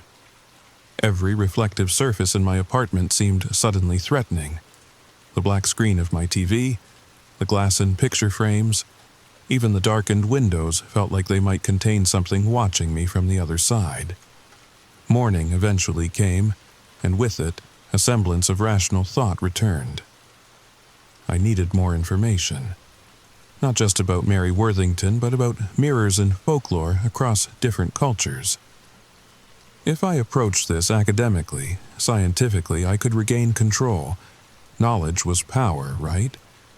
I spent Thursday at the university library, avoiding my apartment and its mirrors. I dug through books on folklore, anthropology, and the psychology of superstition. Mirrors featured prominently in legends around the world. In many cultures, they were seen as portals or doorways. The Romans believed mirrors reflected not just the physical world, but also the world of spirits. In various Asian traditions, mirrors could trap evil spirits or reveal a person's true nature. Virtually every culture had taboos and superstitions surrounding mirrors, covering them after a death, avoiding them at night, never staring too long at your own reflection. But what about Bloody Mary specifically? The modern legend had first been documented in print in the 1970s, but researchers believed it had been circulating orally for decades before that. There was no consensus on its origin. Some linked it to Queen Mary I of England, known as Bloody Mary for her persecution of Protestants. Others connected it to various folklore figures who could be summoned through mirrors. None of the academic sources mentioned Mary Worthington. Her story remained a local legend, apparently confined to that small Massachusetts town. Yet her diary entries predated any written record of the Bloody Mary ritual by over a century. As the library closed for the evening, I reluctantly gathered my things and headed back to my apartment. I couldn't avoid going home forever, but I stopped at a hardware store first and bought shower curtains, plain, opaque ones, and duct tape. That night, I covered every mirror and reflective surface in my apartment. Windows, TV screen, picture frames, even the chrome toaster. I was taking no chances. I slept better that night, though my dreams were still troubled. Fractured images of mirrors, whispered names, and dark Victorian bedrooms. I woke frequently, but each time found my apartment normal and quiet, the shower curtains still securely taped over every reflective surface. Friday morning, I had a meeting scheduled with my thesis advisor, Professor Martinez. I considered canceling. I looked terrible after days of poor sleep, and I wasn't sure I could discuss my research without sounding like I'd lost my mind. But I needed a dose of academic rationality, so I went. Professor Martinez noticed my appearance immediately. "Rough week?" he asked as I slumped into the chair across from his desk. "Just intense research," I said, trying to sound normal. "I visited a historical society in Massachusetts last weekend and found some interesting primary sources about a local legend that might be connected to the Bloody Mary ritual." "That sounds promising," he said, leaning forward with genuine interest. "What did you find?" I hesitated, then decided to tell him about Mary Worthington's diaries, the academic parts at least. I left out the hidden mirror, the strange text message, and the writing in the fog on my bathroom mirror. Even in my exhausted state, I knew how that would sound. Professor Martinez listened attentively, nodding occasionally. When I finished, he sat back in his chair, a thoughtful expression on his face. "It's an intriguing connection," he said finally. "But I'd be cautious about drawing direct lines between this Mary Worthington and the modern Bloody Mary legend. Human culture is full of mirror-related superstitions. They're reflective surfaces that show us ourselves, but slightly altered. It's naturally uncanny. Every generation reinvents these fears in ways that make sense to them." His reasonable, academic tone was exactly what I needed. "So, you think it's just coincidence?" I asked, hoping he'd confirm it. "Not necessarily coincidence," he said. "More like convergent cultural evolution. Similar psychological fears manifesting in similar ways across time. The real question for your thesis is why these mirror legends persist in our modern age. What deep psychological need do they fulfill?" I nodded, feeling somewhat calmer. This was why I had come to graduate school, to analyze and understand these cultural phenomena, not to get swept up in them. As I was leaving, Professor Martinez added, "Be careful not to get too immersed in your research, Julia. It's easy to lose perspective when you're deep in these old legends. They have a way of getting under your skin if you let them." I managed to smile. "Don't worry, I'm keeping my academic distance." The shower curtains taped over all my mirrors suggested otherwise, but he didn't need to know about that. That night, I decided I needed to face my fears directly. The academic approach wasn't enough. Something was happening that went beyond folklore and psychology, and ignoring it wasn't making it go away. I removed the shower curtain from my bathroom mirror and stood before it, heart pounding. If Mary Worthington, or whatever was pretending to be her, wanted to communicate with me, I would let it. But on my terms. I turned off the light, plunging the bathroom into darkness. The only illumination came from a single candle I'd placed on the counter, a nod to the traditional ritual. My reflection was a dim, flickering outline in the glass. "Mary Worthington," I said clearly, my voice stronger than I felt. "I know you're trying to reach me. I want to understand what happened to you." I waited, watching the mirror intently. Nothing happened. "Mary Worthington," I repeated. "I read your diaries. I know about the ritual you performed. What went wrong?" Still nothing. Just my own reflection staring back at me, features shadowed in the candlelight. I took a deep breath, preparing to say the name a third time. But something stopped me. A memory of Mary's final diary entry, my name for hers. Suddenly, I understood. Mary hadn't said her own name in the ritual. She had said someone else's, someone whose name had power. Someone who was already connected to mirrors. A chill ran through me as the pieces fell into place. Mary Worthington wasn't the original Bloody Mary, she was the first victim. The candle flickered violently, as if caught in a sudden draft. In that moment of dancing shadows, my reflection changed. Just for an instant, I saw another face superimposed over mine. A woman's face, features indistinct except for her eyes. Dark, hungry eyes. I stumbled backward, knocking into the shower curtain rod. It clattered to the floor, the noise jolting me back to reality.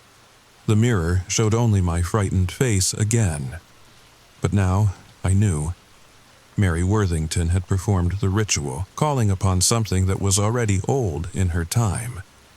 Something that had claimed her, trapped her on the other side of the glass, and taken her place in our world. And that something was still here, still hungry, still seeking new victims. And I had almost given it what it wanted. I had almost said the name 3 times. I ran from the bathroom, grabbing my phone and car keys. I couldn't stay in my apartment, not tonight. I drove aimlessly for hours, eventually parking at a 24-hour diner where I sat until dawn, drinking coffee and avoiding my reflection in the windows. As morning light filled the diner, I made a decision. I would go back to the Historical Society. There had to be more information there. Something I had missed. The answer to defeating this thing was in Mary's story. I was sure of it. The 4-hour drive back to Massachusetts passed in a blur of coffee, anxiety, and determination. It was early afternoon when I pulled into the Historical Society's parking lot once again. The day was clear and sunny, the building less forbidding in the daylight. To my surprise, the door was locked when I tried it. A small sign indicated the Historical Society was closed on Saturdays, but I had been here on a Saturday just a week ago. I peered through the windows, cupping my hands around my eyes to block the glare. The interior looked different somehow, dustier, more abandoned, as if no one had been inside for months. Movement caught my eye, an elderly man walking his dog across the street. I hurried over to him. "Excuse me, sir, do you know when the Historical Society is usually open?" He looked at me strangely. "Historical Society?" he repeated.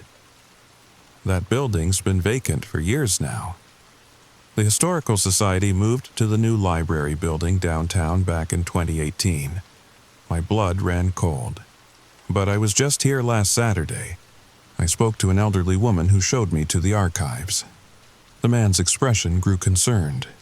"Miss, that's not possible. No one's used that building since the flood damage 3 years ago. Town's been trying to sell it, but no one wants it. Too much work to bring it up to code." I thanked him numbly and walked back to my car. If the Historical Society hadn't been open, if no elderly woman worked there, then who had I spoken to? Whose archives had I been reading in? What had really happened in that windowless room with the hidden mirror? The drive back to Vermont was the longest of my life.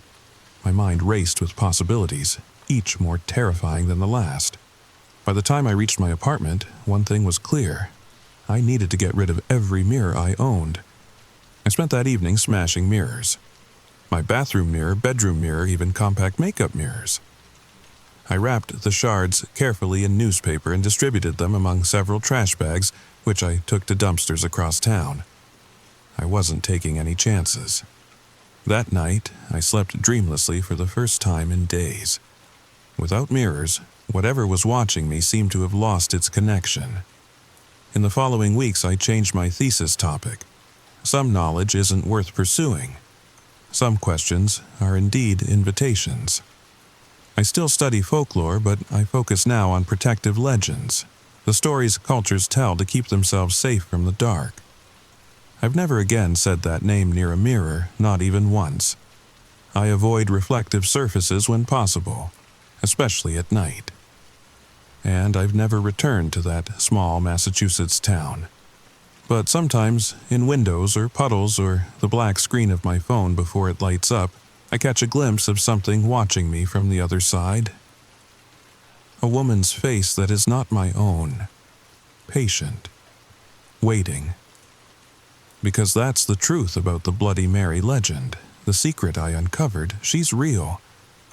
But she isn't what we think. She's not the one trapped behind the glass. We are. She's on this side, walking among us, wearing a stolen face. And she's been here for centuries, luring curious souls to say the name 3 times, to open the door between worlds. My name is Julia Thompson, and if you're hearing this, be careful around mirrors. Don't look too long, don't whisper names. And if you see a woman with dark eyes watching you from reflections where no one stands, run. Hey everyone, I hope that story kept you entertained and maybe just a little scared to look in the mirror tonight. If you enjoyed it and want more stories like this, please hit that subscribe button and notification bell. Your support means everything to this channel. And I'm really curious, have you ever tried the Bloody Mary ritual? Or do you know any local variations of the legend from where you grew up? Share your experiences in the comments below. I read every single one, and who knows, your story might inspire my next video. Also, if you have any questions about this story or suggestions for future topics you'd like me to cover, drop those in the comments too. The more specific you are, the better. Until next time, sleep tight. And maybe leave the bathroom light on tonight, just to be safe. Story number 4. Have you ever felt that creeping sensation? That feeling when you're alone in your home, but somehow not really alone? The way the floorboards creak just a little too deliberately. The shadows that seem to linger just a moment too long. The cold spots that appear in the middle of summer. If you have, then you know exactly what I'm talking about. And if you haven't, well, count yourself lucky. Because once you start noticing these things, they never stop. They only get worse. Before we dive into my story, I want you to do something for me. Look around the room you're in right now. Notice the shadows, the small sounds, the slight temperature variations. Are you really alone? Or is something watching you just beyond the veil of what we can perceive? If you enjoyed this story, please don't forget to like, comment, and subscribe to the channel. Your support helps me share more tales like this one, and I'd love to hear your own experiences in the comments below. Have you ever felt that you weren't alone in your home? What happened? And now, let's begin our story. I never believed in ghosts. That's what everyone says at the beginning of these stories, right? But in my case, it was true. I was the kind of person who rolled my eyes at ghost hunting shows and laughed at friends who claimed their houses were haunted. It's just the pipes, I'd say. Old houses make noise, it's normal. Then I moved into the Mulberry House. That's what the locals called it, though the real estate agent just referred to it as the charming Victorian on Oak Ridge Lane. It was in a small town called Maplewood, about an hour outside of Boston. Not exactly the kind of place you'd expect to find a haunted house. The price was suspiciously low for such a beautiful old home.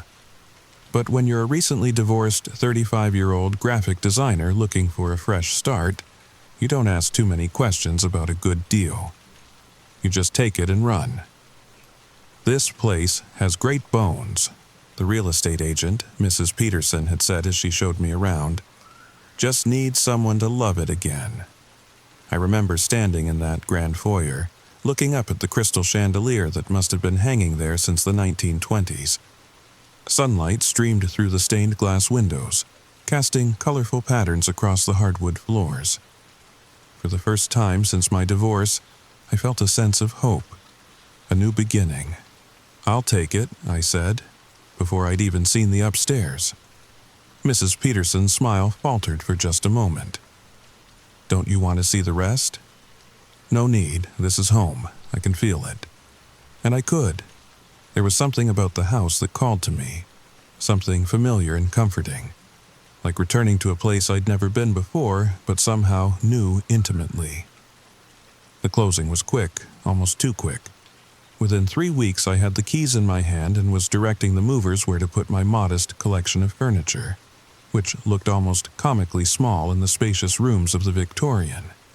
"Nice place," one of the movers commented as he set down my IKEA bookshelf against a wall lined with original wainscoting. "Bit big for just one person, though, isn't it?" I shrugged. Room to grow. Though in truth I had no plans for roommates or relationships or anything that would fill the empty spaces. I just wanted quiet. Peace. A place to heal. That first night in the house, I slept better than I had in years. The master bedroom was on the second floor, with windows that overlooked the backyard and the dense woods beyond. I left them open, letting the cool September air flow in, carrying the scent of pine and earth. The sounds of the forest, distant owls, rustling leaves, the occasional scurrying of small animals, created a natural lullaby that eased me into a deep, dreamless sleep. I woke feeling refreshed, renewed. For the first time in months, I was excited about the day ahead. I had a new home to settle into, a new town to explore, a new life to build. The first week passed in a blur of unpacking, arranging, and rearranging. I set up my home office in what had probably once been a nursery, with large windows that filled the room with natural light during the day.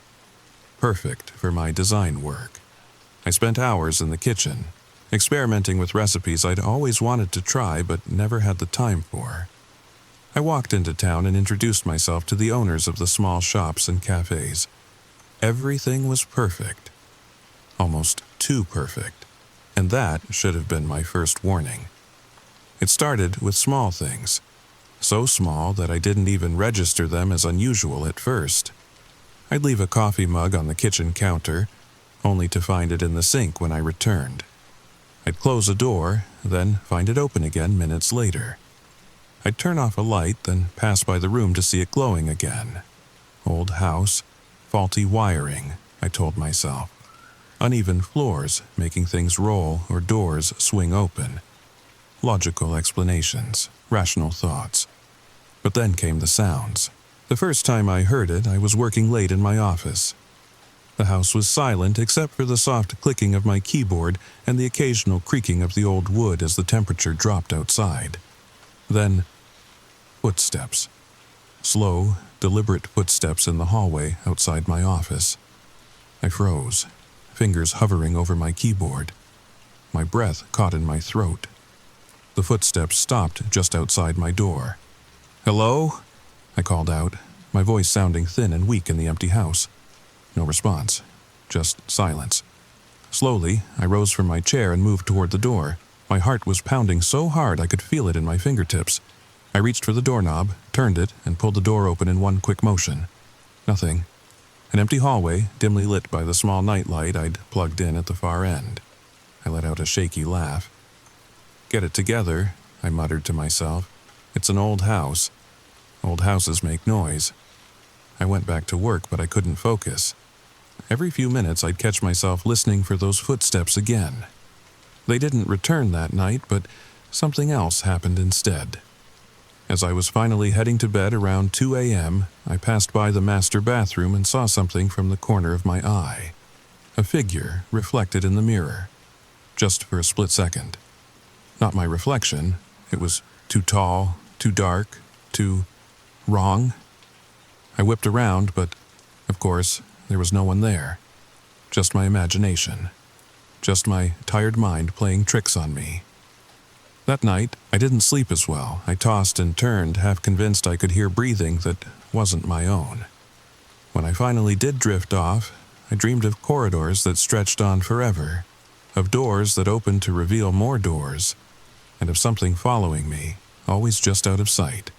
The next morning, I woke to find all the kitchen cabinets open, every single one. Must have been sleepwalking, I told myself as I closed them one by one. Stress from the move. But deep down, a small voice whispered, "You've never sleepwalked a day in your life." I ignored it. I was good at ignoring things I didn't want to face. It was how I'd gotten through my divorce. How I'd gotten through most of my life, really. But some things refused to be ignored. Days passed, and the strange occurrences continued. Small things, easy to dismiss individually. A book moved from where I'd left it. the TV turning on by itself in the middle of the night, cold spots in rooms that should have been warm. I found myself creating a mental catalog of explanations. Power surges, drafts, my own forgetfulness.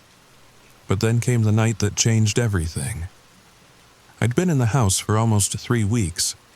It was a Friday evening, and I decided to take a break from work and treat myself to a movie night. I made popcorn, opened a bottle of wine, and settled onto the couch in the living room with a classic horror film, The Haunting. Ironic choice, in retrospect. About halfway through the movie, the power went out.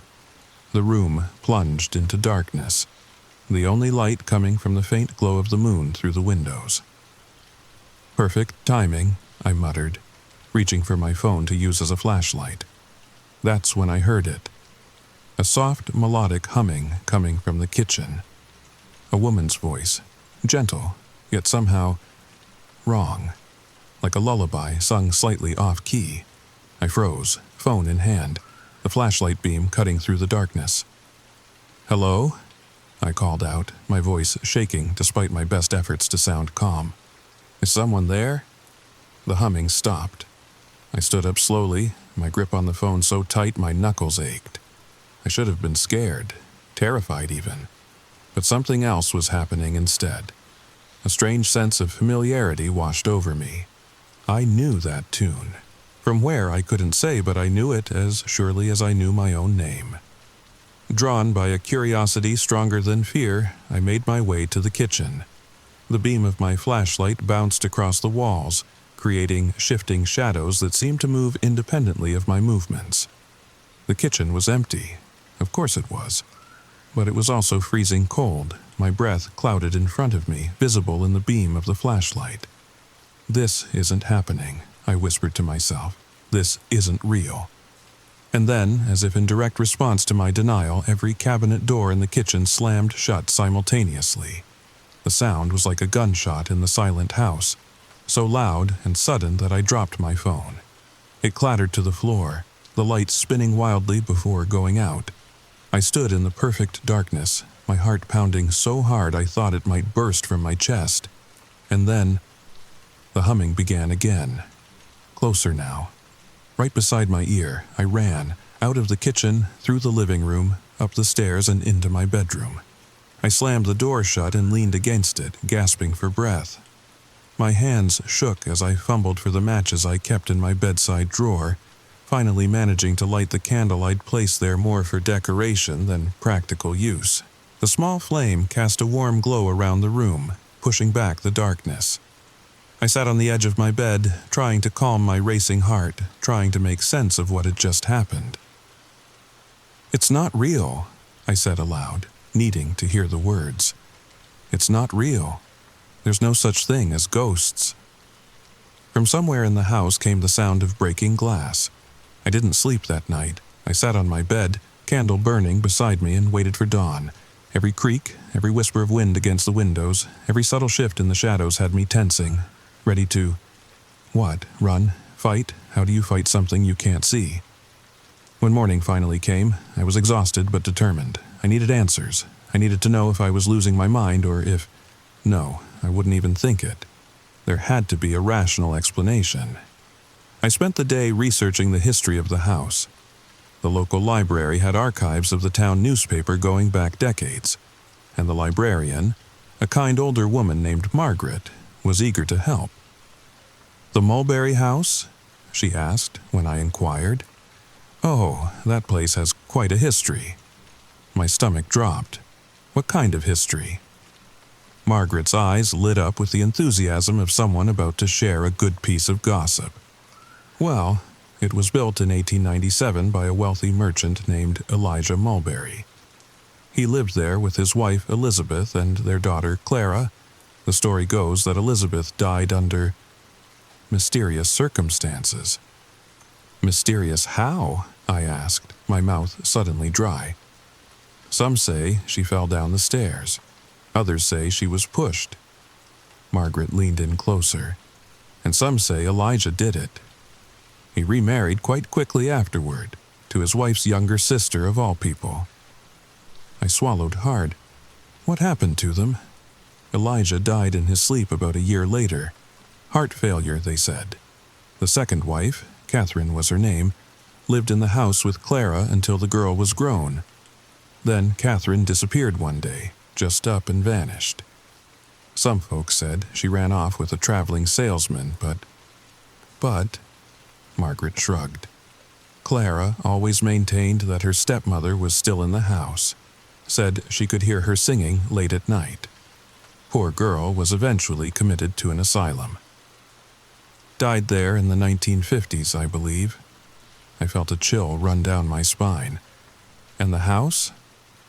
It's changed hands many times over the years, never seems to keep an owner for long. She gave me a curious look. You're living there now, aren't you? How are you finding it? I forced a smile.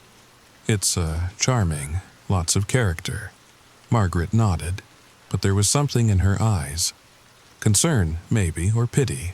I thanked her for her help and left, my mind racing.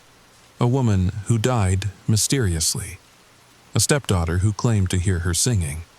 And now, a century later, I was hearing the same thing. But I didn't believe in ghosts. I couldn't. Because if I did, if I admitted that what was happening in my house was real, then I'd have to leave. And the thought of leaving, of giving up my fresh start, my new beginning, it was unbearable, so I did what any rational person would do. I ignored it. For 3 days, I pretended everything was normal. I worked, I cooked, I watched TV. I deliberately avoided thinking about the humming, the footsteps, the cold spots. I convinced myself that learning the history of the house had simply fed my imagination, created a psychological framework for interpreting normal house noises as something supernatural. And for 3 days, the house was quiet, as if it knew what I was doing and was biding its time. On the 4th night, I woke to the sound of crying. Soft, muffled sobs coming from somewhere in the house. I lay in bed, staring at the ceiling, trying to convince myself it was just the wind or a stray cat outside. But it wasn't. It was a woman crying, and it was coming from inside the house. I don't know what possessed me to get out of bed that night. Maybe it was courage. Maybe it was foolishness. Or maybe it was something else entirely, a compulsion I couldn't resist. I followed the sound of crying downstairs, through the living room, into the kitchen, and finally to a door I'd barely noticed before. It led to the basement, a part of the house I'd avoided since moving in. Old houses always have creepy basements, and I'd had no reason to go down there. Until now. The crying was definitely coming from behind that door. Louder now, more desperate. It tugged at something deep inside me, a primal need to help, to comfort. I opened the door. A wave of cold air hit me along with the musty smell of earth and decay. The crying stopped abruptly. "Hello?" I called down into the darkness. "Is someone there?" Silence.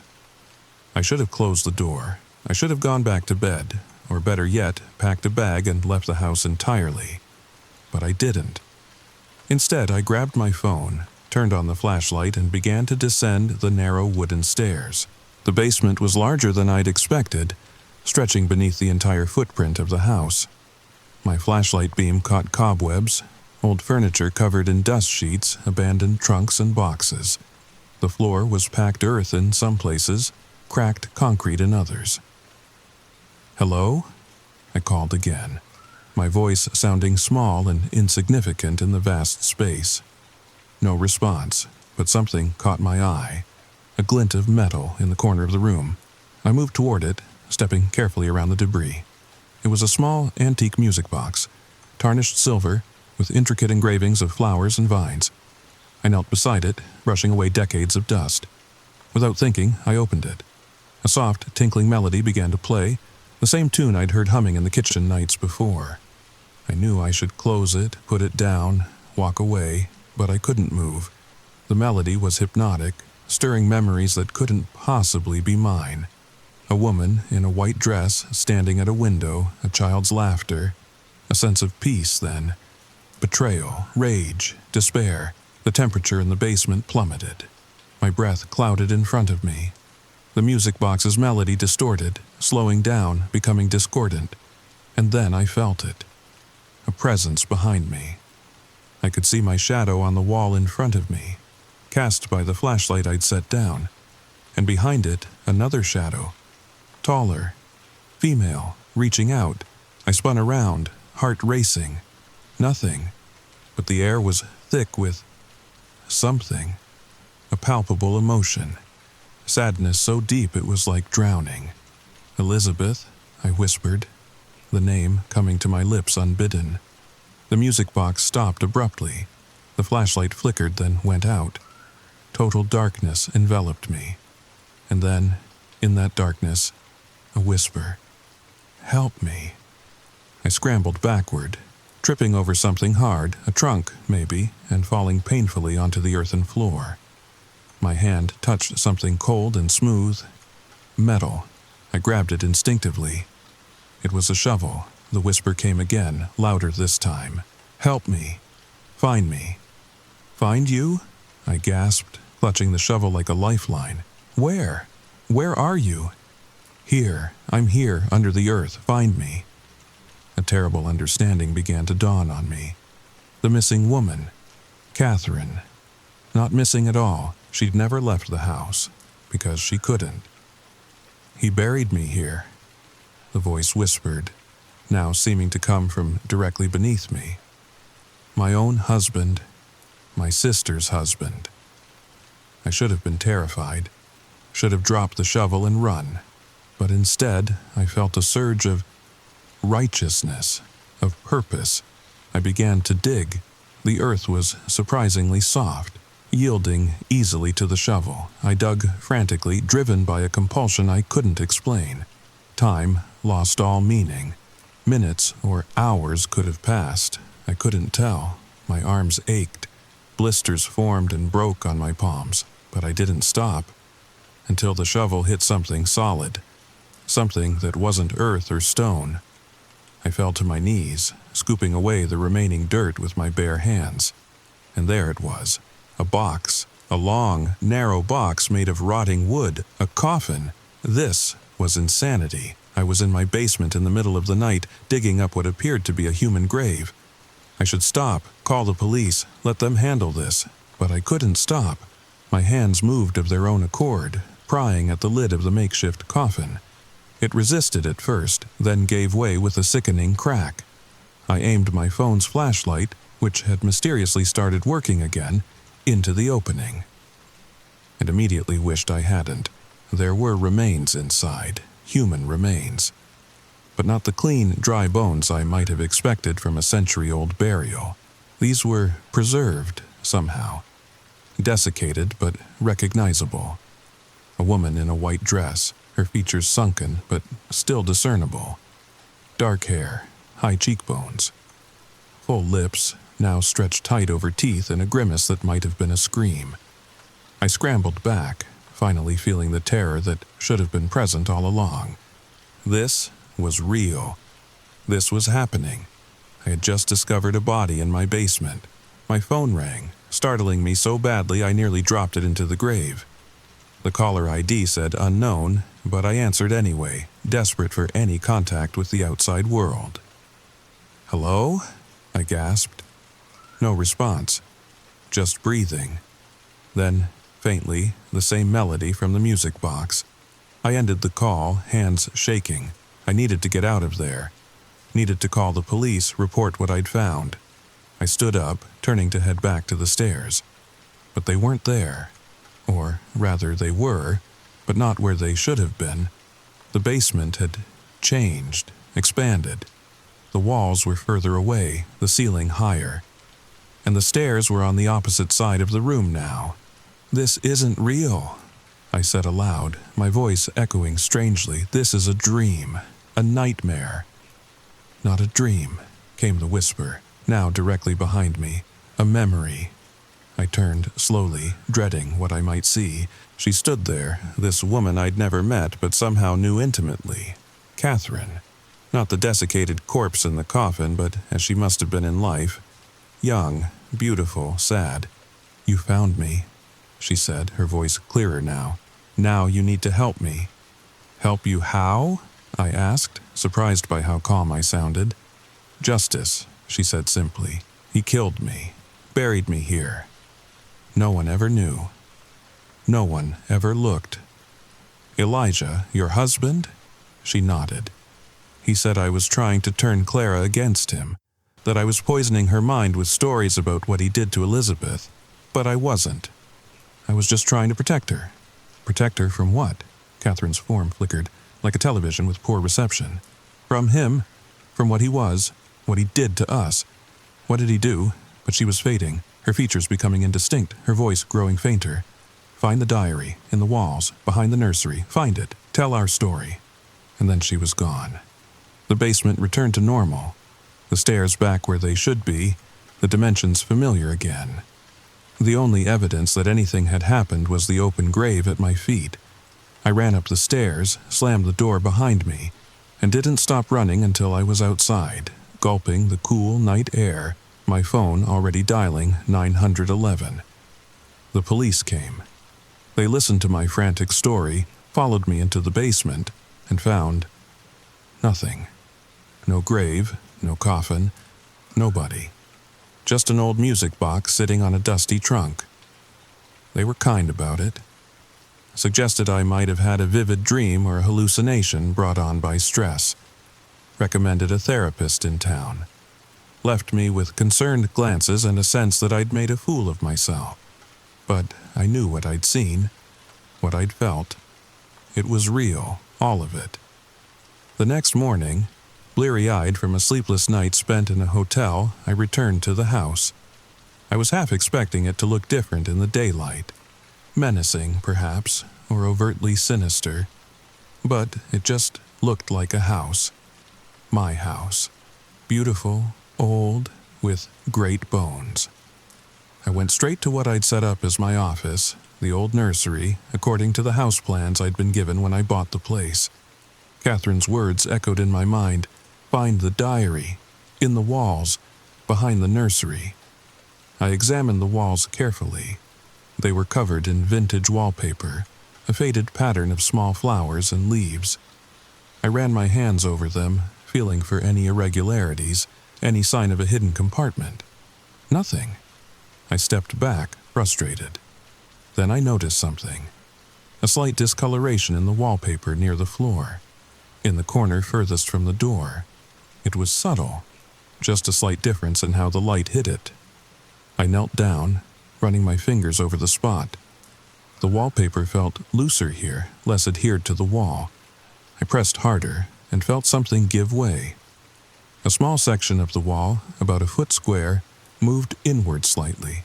My heart pounding, I pried at the edges of the section with my fingernails. The wallpaper tore, revealing bare plaster beneath. And in that plaster, a small door. A hidden compartment. I opened it, reaching inside. My fingers touched leather, old, cracked leather. I pulled out a small book, a diary, its pages yellowed with age, the ink faded but still legible. The first entry was dated May 15th, 1898. I fear for my life. He has changed since Elizabeth's death. There is a darkness in him that grows with each passing day.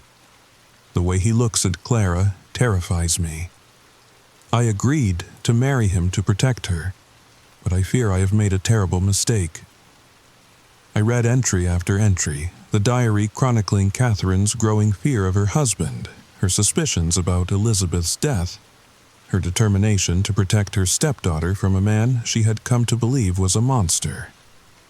The final entry was dated July 3rd, 1899. He knows I've discovered the truth. I found Elizabeth's letters hidden in his study. She knew what he was doing to Clara, was planning to leave with her. That's why he killed her. And now he knows that I know. I've hidden this diary where I pray it will be found if something happens to me. If you are reading this, please help us. Help Clara. And find Elizabeth's letters. They're in his study behind the portrait of his father. They prove everything. The diary ended there. Catherine must have died shortly after writing it. I sat back on my heels, the diary clutched in my hands. This wasn't just a ghost story anymore. This was evidence of a real crime. Multiple crimes. A man who had killed his wives and abused his daughter, then buried the truth along with his victims. I called the police again. This time, I didn't mention ghosts or supernatural experiences. I simply told them I'd found a hidden diary that suggested foul play had occurred in my house over a century ago. They were skeptical, but agreed to send someone over. The diary was taken as evidence. The basement was searched more thoroughly. Ground-penetrating radar was brought in. They found 2 sets of remains. Elizabeth, buried beneath the wine cellar. Catherine, exactly where I'd seen her that night, though by daylight the grave showed no signs of having been disturbed. The case became a local sensation. Forensic anthropologists were called in. DNA was extracted. Living descendants of Clara Mulberry were located and interviewed. The truth, when it finally emerged, was even darker than Catherine's diary had suggested. Elijah Mulberry had indeed murdered both his wives. Elizabeth, when she threatened to expose his abuse of their daughter. Catherine, when she discovered the truth. Clara had been sent to live with relatives after Catherine's disappearance, but the damage had been done. She spent her life in and out of institutions, always insisting that her stepmother still sang to her at night.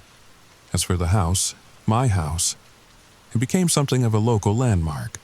People drove by slowly, taking pictures. A few brave souls even knocked on my door, asking if they could see inside if it was really haunted. I always said no.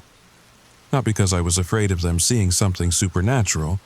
The house had been quiet since Catherine's remains were properly buried in the town cemetery, but because it felt wrong. Disrespectful. I still live in the Mulberry house. Some people think I'm crazy for staying, but where else would I go? This is my home. And in a strange way I feel connected to this place now. To its history. To the women who lived and died here. Sometimes, on quiet nights, I think I hear humming. A soft, melodic tune that's somehow sad and hopeful at the same time. But it doesn't frighten me anymore. It's just a reminder that some stories need to be told, some truths need to be uncovered. Is my house haunted? Maybe. Or maybe it's just my mind, creating meaning out of random sounds and coincidences. Creating connections where there are none. But I prefer to think that Elizabeth and Catherine found peace once their stories were told. Once justice, however delayed, was served. And as for Clara, well, every now and then I hear the laughter of a child echoing through the halls. Bright, innocent laughter that makes me smile even as it sends shivers down my spine. But that's a different story for a different night. Did that creep you out as much as it did me when I first experienced it? There's something deeply unsettling about the idea that our homes, our safe spaces, might harbor dark secrets and lingering spirits. Places that hold on to pain and trauma, replaying it for anyone sensitive enough to perceive it. If you liked this story, please don't forget to like, comment, and subscribe to the channel. Your support means everything to me and helps me continue creating content like this. And I'd love to hear your thoughts. Have you ever experienced anything unexplainable in your home? Those strange noises you can't quite identify? Those feelings of being watched when you're completely alone? Share your experiences in the comments below. Until next time, sleep tight, and maybe leave a light on tonight.